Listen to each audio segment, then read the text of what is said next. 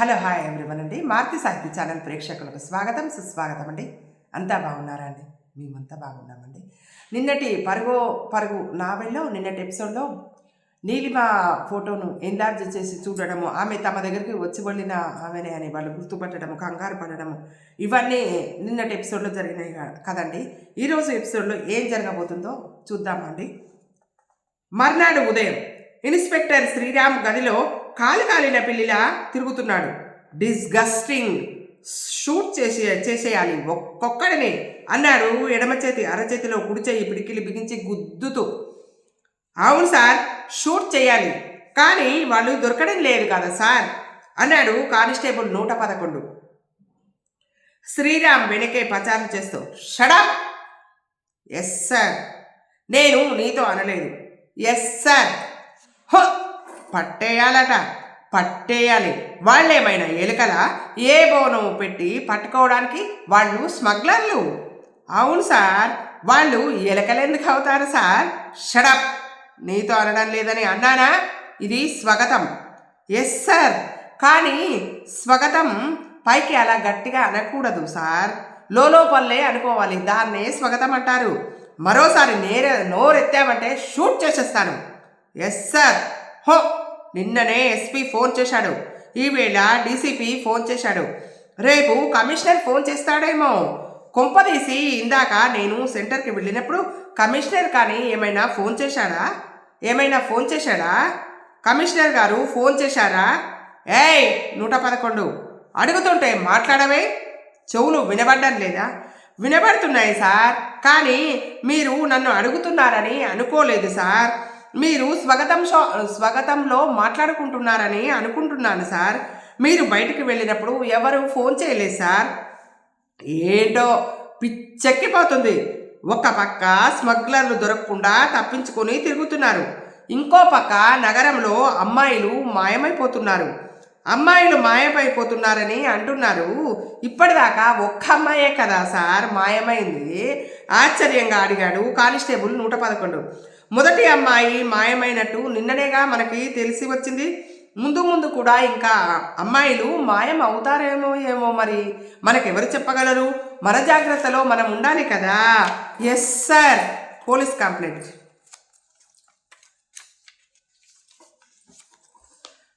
సరిగ్గా ఆ సమయంలో రంగనాథరావు అక్కడికి వచ్చాడు.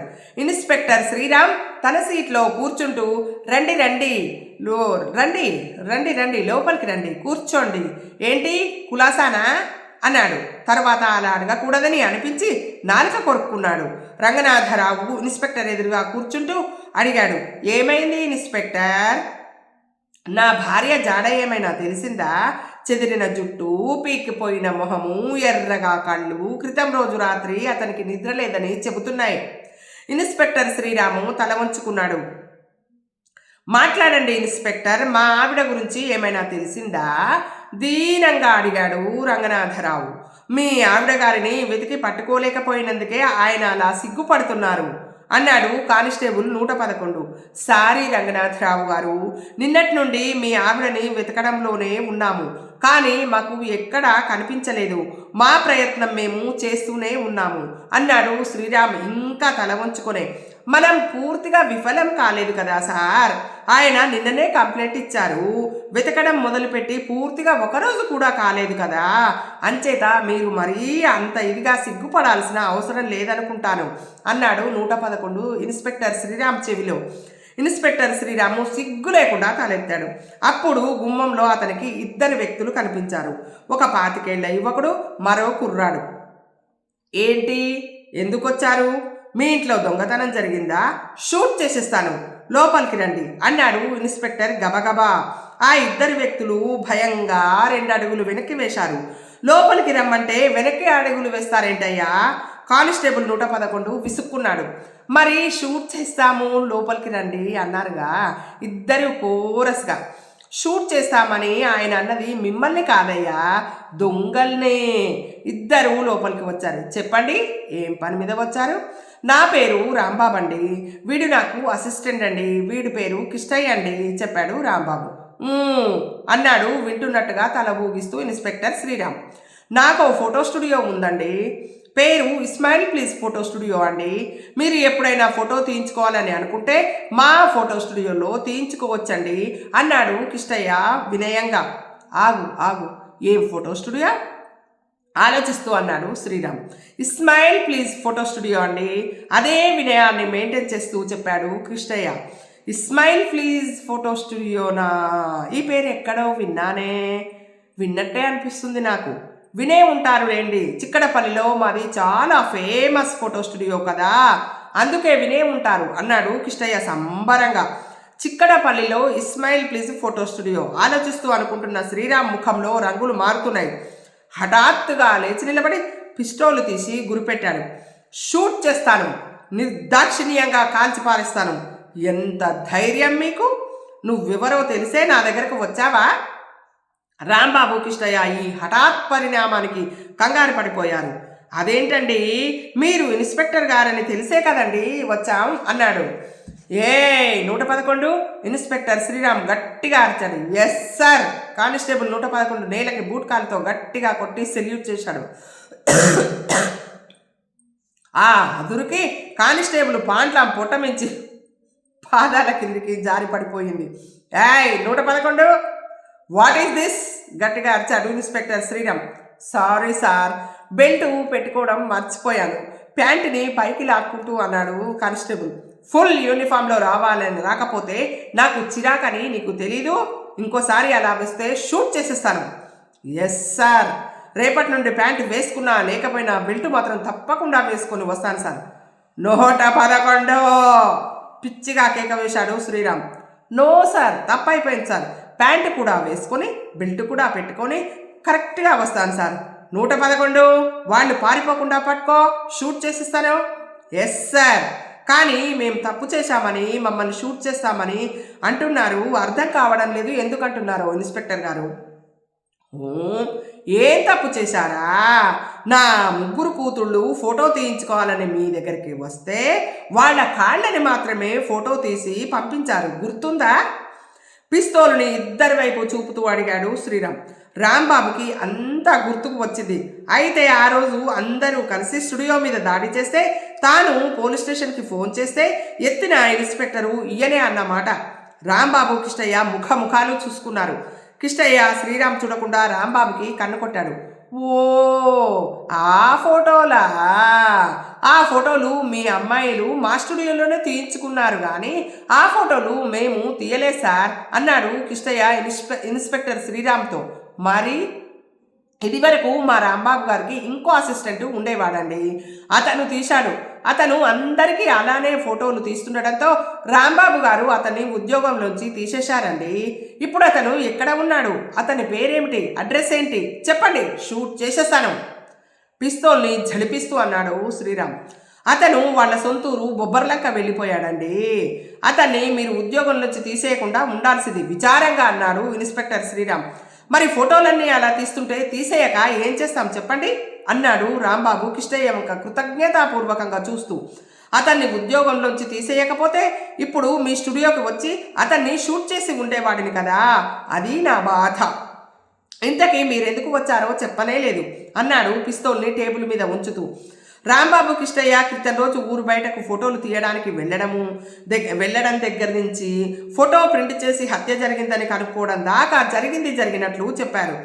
మరి నిన్న రాత్రే మాకు ఈ విషయం ఎందుకు చెప్పలేదు? శ్రీరాము పిస్తోల్ని చేతిలోకి తీసుకుంటూ అడిగాడు.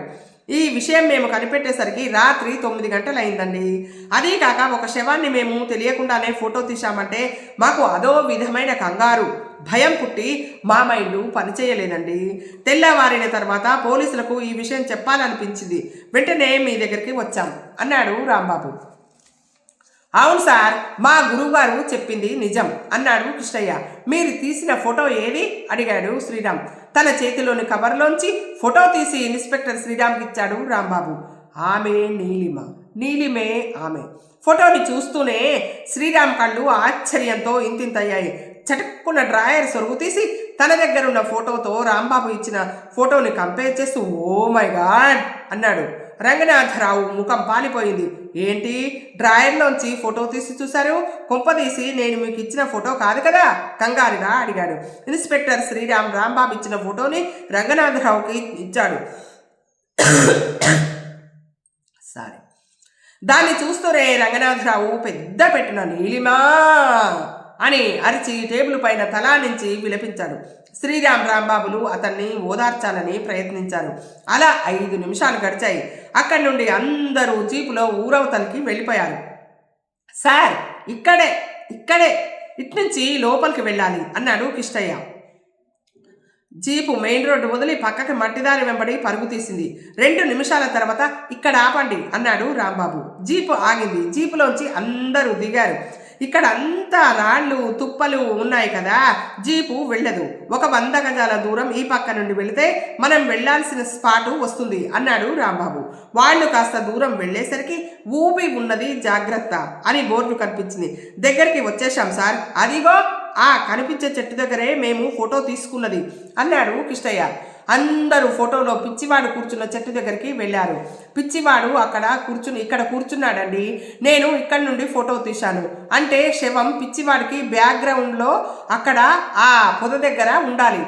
రాంబాబు చేతిలోని ఫోటో వంక చూపిస్తూ వివరించసాగాడు. ఒకసారి తల ఎత్తి చూసి అదిగో ఆ పొదే అన్నాడు. అందరూ అటువైపు పరుగులు తీశారు. కానీ అక్కడ శవం లేదు. అందరూ ఆశ్చర్యంగా ముఖముఖాలు చూసుకున్నారు. రంగనాథరావుకి మాత్రం కన్నీళ్లు ఆగడం లేదు. పాపం, ఎవరో నీలిమని హత్య చేసి శవాన్ని నిన్న ఉదయం ఇక్కడ పడేసి వెళ్ళిపోయారు. మళ్ళీ ఇప్పుడు వచ్చి చూస్తే ఆ శవం ఇక్కడ లేదు.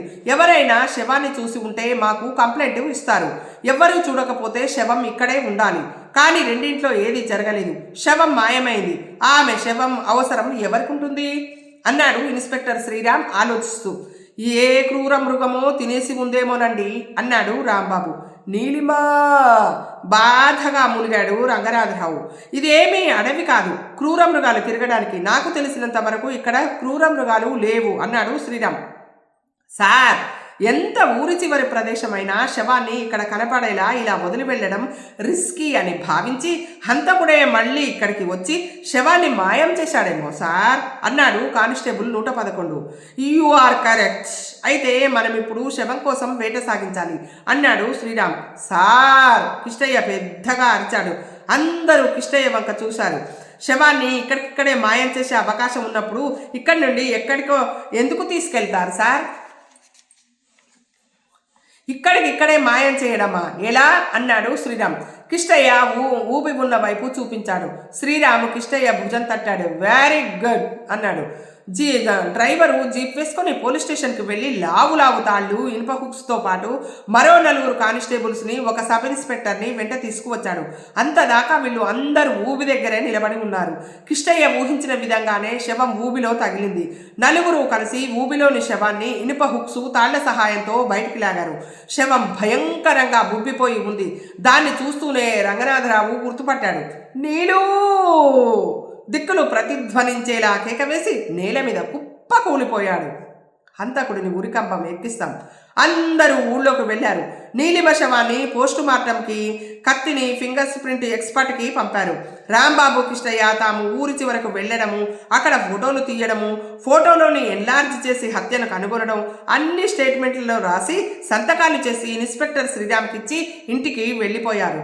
శ్రీరామ్ గదిలో sub inspector Surendra, constable 420, 111 Ranganatha Rao మాత్రం మిగిలారు. మీరు బాధని దిగమింగుకోవాలి రంగనాథరావు గారు. పోయిన వాళ్ళు తిరిగి రారు కదా గాద్గదిక స్వరంతో అన్నాడు ఇన్స్పెక్టర్ శ్రీరామ్. కానిస్టేబుల్ ఇద్దరూ జేబుల్లోంచి కర్చీఫ్లు తీసి కళ్ళు తుడుచుకున్నారు. ఆ హంతకుడిని పట్టుకుని ఉరికంబానికి ఎక్కించి మీ ఆత్మకు శాంతి కలిగేలా చేస్తాం విశ్వనాథరావు గారు అన్నాడు ఆవేశంగా సబ్ ఇన్స్పెక్టర్ సురేంద్ర. రంగనాథరావు గాద్గదికంగా పలుకుతూ గాద్గదికంగా పలుకుతూ తప్పును సరిదిద్దాడు ఇన్స్పెక్టర్ శ్రీరామ్. సారీ రంగనాథరావు గారు, మావాడికి కాస్త మతిమరుపు లేండి, మరేమీ అనుకోకండి అన్నాడు ఇన్స్పెక్టర్ శ్రీరామ్. రంగనాథరావు కర్చీఫ్తో ముఖం తుడుచుకున్నాడు. మీకు శత్రువులు ఎవరైనా ఉన్నారా సారీ రంగనాథరావు గారు అడిగాడు సురేంద్ర. రంగనాథరావు లేరు అన్నట్టు తల అడ్డంగా ఊపాడు. పోనీ మీ భార్యాభర్తల మధ్య కీచులాటలేమైనా వస్తుండేవా ఈసారి ఇన్స్పెక్టర్ శ్రీరామ్ అడిగాడు. సంసారం అన్నాక కీచులాటలు అనేవి లేకుండా ఉండవు కదా, అయినా దానికి ఈ హత్యకి సంబంధం ఏమిటి? హీనస్వరంతో అన్నాడు రంగనాథరావు. హత్య అని ఎందుకు అనుకోవాలి? ఆత్మహత్య కావచ్చుగా. శ్రీరామ్ పాయింట్ తీశాడు. రంగనాథరావు ఆశ్చర్యంగా అతని వైపు చూశాడు. అలా ఎలా అవుతుంది? ఆమె గుండెల్లో ఒక కత్తి, పొట్టలో ఒక కత్తి దిగబడి ఉన్నాయి అన్నాడు. కావచ్చు. ఎడమ చేతితో ఒక కత్తి, కుడి చేతితో ఒక కత్తి పట్టుకొని రెండింటిని ఒక్కసారి శరీరంలో పొడుచుకొని ఆత్మహత్య చేసుకోవచ్చుగా. శ్రీరామ్ పాయింట్ లాగాడు. కానీ శవం ఊరి బయటికి ఎలా వెళ్ళింది? శవం వెళ్ళిందని ఎందుకు అనుకోవాలి? మనిషి అక్కడికి వెళ్ళి ఆత్మహత్య చేసుకొని ఉండొచ్చుగా. పాయింట్ మీద పాయింట్ లాగుతున్నాడు ఇన్స్పెక్టర్ శ్రీరామ్. అలాగైతే శవాన్ని ఊబిలోకి పారేసిందెవరు మరి? ఇన్స్పెక్టర్ శ్రీరాము కంగు తిన్నాడు. నాలుక కొరుక్కుని ఆ విషయమే మర్చిపోయాను నేను అన్నాడు. హత్య కావచ్చా? హత్యే కావచ్చు మరి. అయినా post mortem report, finger prints వస్తాయిగా, అప్పుడు కానీ అసలు విషయం తెలుస్తుంది అన్నాడు శ్రీరామ్. తర్వాత ఫార్మల్గా ఆ ప్రశ్న ఈ ప్రశ్న అడిగారు శ్రీరామ్. సురేంద్రలు ఇద్దరు. అక్కడి నుండి అందరూ రంగనాథరావు ఇంటికి వెళ్ళారు. ఫింగర్ ప్రింట్స్ ఎక్స్పర్ట్లు వేలి ముద్రల కోసము వెతికారు. వాళ్ళకి ఏమీ వాళ్ళ ఇంట్లో దొరకలేదు. ఇన్స్పెక్టర్ శ్రీరాము, సబ్ ఇన్స్పెక్టర్ సురేంద్రలు ఇల్లంతా గాలించినా వాళ్ళకి ఏ విధమైనటువంటి ఆధారాలు దొరకలేదు. హంతకుడు ఎంత తెలివైన వాడైనా వాడిని పట్టుకొని తీరుతాం, ఆ నమ్మకం మాకుంది. కానీ వాడిని సురేంద్ర చెప్పినట్టు ఊరి కంబం ఎక్కించను, మీ చేతికి పిస్తోలు ఇచ్చి మీ చేతనే వాడిని షూట్ చేయిస్తాను రంగనాథరావు గారు, మీ కసి తీరేలా నేను చేస్తాను అన్నాడు శ్రీరాము రంగనాథరావు గారి భుజం తాడుతూ. హోటల్ మేనేజర్తో గొడవ. సమయం సాయంత్రం 5:15 హిమాయత్ నగర్లోని ఒక ఇరానీ హోటల్లో మూలగా ఉన్న టేబుల్ దగ్గర కూర్చొని ఉన్నాడు వాళ్ళిద్దరు. ఎవరు? జగ్గు, వీరు. అయితే మనకి ఇంకొక ప్రాబ్లం ఏమీ లేదని అంటావు అన్నాడు వీరు గుండు తుడుముకొని టీ చప్పరిస్తూ. ఏముంటుంది? హత్య చేసిన తర్వాత ఏ విధమైన ఆధారాలు వదలలేదు. నా భార్య కనపడటం లేదు అంటూ ఆమె భర్త పోలీసులకు కంప్లైంట్ ఇచ్చి ఉంటాడు. పోలీసులు ఆమె కోసం వెతికి విసిగి వేసారిపోతారు. తన భార్య నగలు తీసుకొని ఎవరితోనో లేచిపోయింది అనుకుంటాడు ఆమె భర్త. అంటూ నవ్వాడు జగ్గు. మనం శవాన్ని ఊబిలో పారేయడం మంచిదైంది. అది అక్కడ ఉందని ఎవ్వరూ ఊహించలేదు. హహహహా వీరు ఇంకా గట్టిగా నవ్వాడు. బాసు మనల్ని మెచ్చుకుంటాడు. జగ్గు వికటాట్టహాసం చేశాడు. వీళ్ళ నవ్వులకి సర్వర్ పరిగెత్తుకొని వచ్చాడు. సార్, మా మేనేజరు మిమ్మల్ని అలా ఊరికే నవ్వొద్దని అంటున్నారు, కస్టమర్లందరూ భయపడుతున్నారు అంటున్నాడు మా మేనేజర్ అన్నాడు. మమ్మల్ని నవ్వొద్దన్నాడా? ఇద్దరు సర్వర్ని ఆశ్చర్యంగా అడిగారు. అవును సార్, కస్టమర్లు భయపడుతున్నారట. జగ్గు కోపంగా చూశాడు. అంతే, అయితే వీటన్నిటినీ ఏం చేయమంటావు అంటూ తన అడ్డచారుల బండిని, మడత కత్తిని, మీసాల్ని చూపించాడు. మీ ఇద్దరి కళలు చూస్తుంటే నాకేదో అనుమానంగా ఉంది. ఇంతకు మీరెవరు సార్ అన్నాడు సర్వరు. ఆ ప్రశ్నలకి జగ్గు వీరుల మొహాలు పాలిపోయాయి. వీడు మనల్ని మీరెవరు అని ప్రశ్నిస్తున్నాడు అంటే మనం కాస్త కళావిహీనంగా ఉన్నామన్నమాట. పూర్తిగా మొహాల్లో కళ ఉట్టిపడాలి, దానికేదో చెయ్యాలి అన్నాడు జగ్గు వీరుతో. వీరు విచారంగా అన్నాడు. పోనీ కళ్ళ కింద నల్లగా కాయలు పెట్టుకుందామా? అలా పెట్టుకుని ఉండకూడదు, న్యాచురల్గానే ఏ విధంగానైనా ఉండాలి. ఈ విషయం మన రౌడీల మీటింగ్లో చర్చించాలి అన్నాడు జగ్గు సీరియస్గా. జగ్గు మాట వింటూనే సర్వర్ కూడా కంగారు పడ్డాడు. అయితే మీరు రౌడీలా అండి? క్షమించండి అంటూ పరిగెత్తుకు వెళ్ళి మేనేజర్కి ఈ విషయం చెప్పాడు. మేనేజర్ వీళ్ళిద్దరి దగ్గరికి కంగారుగా వచ్చాడు. క్షమించండి సార్, మీరు దొరలని తెలియక నవ్వొద్దని అన్నాను. మీ ఇష్టం వచ్చినట్టు నవ్వండి సార్, కస్టమర్లు భయపడితే భయపడతారు అలాగాళ్ళు అన్నాడు చేతులు నిలుపుకుంటూ. సర్లే మీరు వెళ్ళండి, మేం మాట్లాడుకోవాలి అన్నాడు వీరు గుండు తడుముకుంటూ. మీకెందుకు సార్ అంత శ్రమ, మీ గుండు నేను తడుముతాను అన్నాడు సర్వర్ వినయగా. రే జగ్గు మొరలోంచి చాక్ తీశాడు. క్షమించండి సార్, ఇక్కడి నుండి వెళ్ళండి జగ్గు హుంకరించాడు. మేనేజరు సర్వరు ఇద్దరు వెళ్ళిపోయారు. కప్పులో టీ ఖాళీ చేశారు జగ్గు వీరు. అయితే ఇక ప్రాబ్లం లేనట్టేగా అన్నాడు వీరు గుండు తడుముకుంటూ. హత్య గురించైనా ఎన్నిసార్లు అడుగుతావు ఈ విషయం గురించి? ఇక ఏ విధమైన ప్రాబ్లం లేనట్టే అని చెప్పానుగా. బాస్ మనల్ని తప్పకుండా మెచ్చుకుంటాడు. అవును, ఇంకా వెళ్దామా అన్నాడు జగ్గు. నువ్వెళ్ళు, బజార్లో నాకు కాస్త పనుంది. ఏం పని? వీరు గుండు తోడుముకొని నవ్వాడు. ఏం లేదు, నెక్లెస్ అమ్ముదామని. ఏ నెక్లెస్? అనుమానంగా అడిగాడు జగ్గు. ఇంకే నెక్లెస్? మొన్న ఆమెని చంపేసిన తర్వాత మనం దోచుకున్న నగలలో ఒకటి, ఇదిగో అన్నాడు వీరు జేబులోంచి నగ తీసి చూపిస్తూ. నీకేమైనా మతిపోయిందా? ఆ నగని ఇప్పుడే అమ్మితే ఎంత ప్రమాదమో తెలుసా అన్నాడు జగ్గు మందలింపుగా. నీలిమని హత్య చేసిన తర్వాత జగ్గు వీరులకి మంచం తలగడ కిందన బీరువా తాళాల గుత్తి కనిపించింది. దాంతో బీరువా తెరిచి అందులో ఉన్న నగలు కూడా వాళ్ళు పట్టుకెళ్ళిపోయి సగం సగం పంచుకున్నారు. బీరువాని మాత్రం జాగ్రత్తగా సర్దేసి తాళాలు వేసి పెట్టారు. ప్రమాదం ఎందుకు? వీరుకి అర్థం కాలేదు. ఎంతో కాలం సర్వీస్ చేసినా నీకెప్పుడూ కొత్తగానే ఉంటుంది. ఈ పాటికి ఆమె భర్త నగలు కూడా పోయాయని పోలీసులకు కంప్లైంట్ ఇచ్చి ఉంటాడు. కాబట్టి ఈ దొంగ నగలు మనం అమ్ముతుండగా పట్టుబడితే మన పీకలకి ఉరితాళ్ళు బిగుసుకుంటాయి. మరి ఇప్పుడేం చేయమంటావు? నీరసంగా నగవంక చూస్తూ అడిగాడు వీరు. మొన్నటి నగలు కాక వేరే నగలు ఏమీ లేవా నీ దగ్గర? ఉన్నాయిలే. సరే, అది అమ్మను, వేరేది అమ్ముతాను. జాగ్రత్త, ఈ కేసు పాతపడిపోయి పోలీసులు మర్చిపోయేదాకా ఆ నగల జోలికి వెళ్ళొద్దు. వీరు గుండు తడుముకుంటూ అన్నాడు. మనం ఇక వెళ్దామా? లేస్తూ అన్నాడు జగ్గు. స్థావరం దగ్గరికి నువ్వు వెళ్ళు, నేను ఇంటికి వెళ్ళి ఈ నగ ఇంట్లో పడేసి వేరేది ఇంకేమైనా తీసుకొని అమ్మాలి. అర్జెంటుగా డబ్బుతో అవసరం ఉంది అన్నాడు వీరు నగని జేబులో వేసుకొని తను కూడా లేచి నిలబడుతూ. ఇద్దరు కౌంటర్ దగ్గరికి వచ్చారు. అర్రే సాబ్, దాదాల దగ్గర పైసలు తీసుకోవడానికి మాకు దమ్ములెక్కడివి సాబ్? పైసలు వద్దు సాబ్ నవ్వాడు మేనేజరు భయంగా. జగ్గు వీరు మొహమొహాలు చూసుకున్నారు. మేము డబ్బులు ఇవ్వడం ఏంట్రా సన్నాసిన కొడక? మీ హోటల్లో మాలాంటి వాళ్ళం టీ తాగినందుకు నువ్వే మాకు పారితోషికం ఇవ్వాలి అన్నారు ఇద్దరు కత్తులు తీసి టేబుల్ కేసి గుచ్చుతూ. ఠీక్ హై సాబ్ అంటూ గల్లాపెట్టె తెరిచి చెరొక రూపాయి ఇచ్చాడు మేనేజర్. ఏరా, మేము అడుక్కునే వాళ్ళం అనుకున్నావా? ఏదో మొహాలు కాస్తంత కళావిహీనంగా కనిపించాయని ఇంత అలుసట్రా? గల్లాపెట్టె ఇలాతే అన్నాడు జగ్గు కత్తి తీసి మేనేజర్ పీక మీద ఆనిస్తూ. సాబ్, మీరిట్లా జబర్దస్తిగా పైసలన్నీ గుంజుకుంటే మాలిక్ నౌకరీ నుంచి తీసేస్తాడు సాబ్. మేనేజర్ ప్రాధేయపడ్డాడు. వీరు గల్లాపెట్టే లాక్కున్నాడు. అందులోంచి నోట్లన్నీ తీసుకొని ఇద్దరు జేబుల్లో కుక్కుకొని హోటల్లోంచి బయటపడ్డారు. వీళ్ళ బాలకం కత్తులు చూసి ఆ టైంలో హోటల్లో ఉన్న 4-5 ధైర్యం చాలక కిక్కురు మనకుండా చూస్తున్నారు. నేను వస్తాను అని చెప్పి జగ్గు కుడివైపుకి వెళ్ళిపోయాడు. వీరు ఎడమ పక్కకి తిరిగి వడివడిగా అడుగులు వేశాడు. ఇవాళ ఎపిసోడ్లో ఈ విధంగా జరిగిందండి. మళ్ళీ పరుగు నావల్లో రేపు ఏం జరగబోతుందో చూద్దామండి. ఇక ఇప్పటి నుంచి పరుగు నావెల్ అయిపోయేదాకా ట్విస్టుల మీద ట్విస్టులు ఉంటాయండి. మీరందరూ ఎంతో శ్రద్ధగా చూసి ఇందులో ఉన్న కామెడీకి మీరు అందరూ ఎంత రిలాక్స్ అవుతారని నేను ఆశిస్తున్నానండి.